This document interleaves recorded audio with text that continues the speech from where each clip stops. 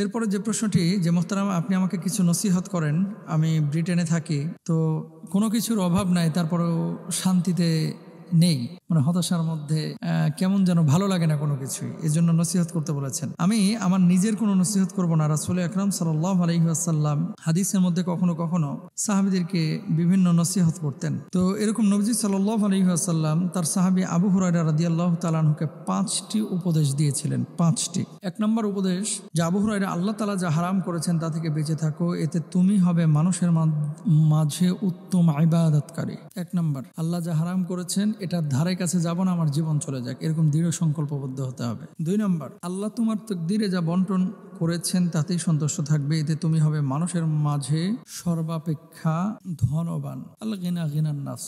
আমাদের অনেকের পয়সা আছে কিন্তু আন্তরিকভাবে আমরা ধরি না। জিজ্ঞেস করবেন যে ভাই কেমন আছেন, আছি একরকম। ভাই কেন, কি হয়েছে, আপনি কি ভালো নেই? না ভাই খুব একটা বেশি ভালো নেই, এরকম অনেক কথা বলে। তাহলে তকদিরে যেটা আসার সেটা আসবেই। তকদিরে যেটা লেখা আছে, আপনার কপালে যেটা আছে এটা হবেই, আর যেটা নাই শত চেষ্টা করেও আপনার কাছে সেটা ধরা দিবে না বা আসবে না। 3 নম্বর, তোমার প্রতিবেশীর সাথে সদ্ব্যবহার করবে, এতে তুমি হবে পূর্ণ ঈমানদার। এজন্য কোরআনুল কারীমের সূরা নিসার 36 নম্বর আয়াতে আল্লাহ বলেছেন, ওয়াবিদিল কুরবা ওয়াল জারিদিল কুরবা ওয়াল জারিল জুনুব ওয়াস-সাহিবি বিল জামবি ওয়াবনিস সাবিল ওয়া মা মালাকাত আইমানুকুম। নিকট প্রতিবেশী, দূরবর্তী প্রতিবেশী যারা আছেন তাদের সাথে ভালো আচরণের কথা আল্লাহ সুবহানাহু ওয়া তাআলা বলে দিয়েছেন। 4 নম্বর, নিজের জন্য যা পছন্দ করো মানুষের জন্যও তা পছন্দ করবে, তখন তুমি হবে পূর্ণ মুসলিম। অর্থাৎ আপনি আপনার নিজের জন্য যেটা পছন্দ করেন অন্য মানুষের জন্য সেটা পছন্দ করবেন, নিজের জন্য যেটা পছন্দ করেন না অন্য মানুষের জন্য সেটা পছন্দ করবেন না। 5 নম্বর, বেশি হাসবেন না, বেশি হাসবে না, কেননা বেশি হাসি অন্তরকে মেরে ফেলে। নবীজি সাল্লাল্লাহু আলাইহি ওয়াসাল্লাম নিজে কথা বলেছেন। আল্লাহ সুবহানাহু ওয়া তাআলা পবিত্র কুরআনুল কারীমের মধ্যে বলছেন, ফালইয়াদহাকু কলিলান ওয়ালিয়াবকু কাসীরা, যে তারা হাসে কম, কাঁদে বেশি।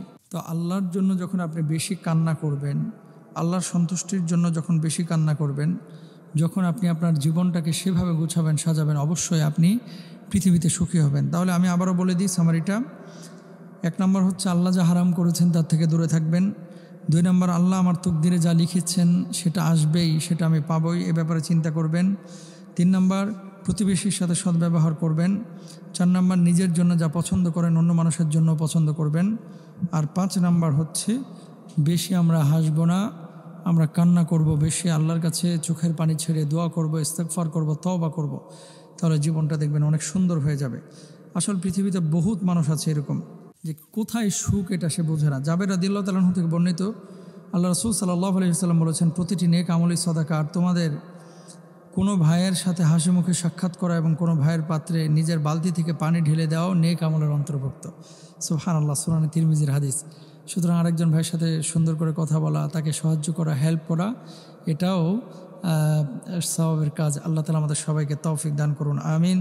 হাদা মা ইনদি ওয়াল ইলমু ইনদাল্লাহ। সবাই ভালো থাকুন, সবার জন্য অনেক অনেক দোয়া এবং ভালোবাসা। আল্লাহ হাফেজ। আসসালামু আলাইকুম।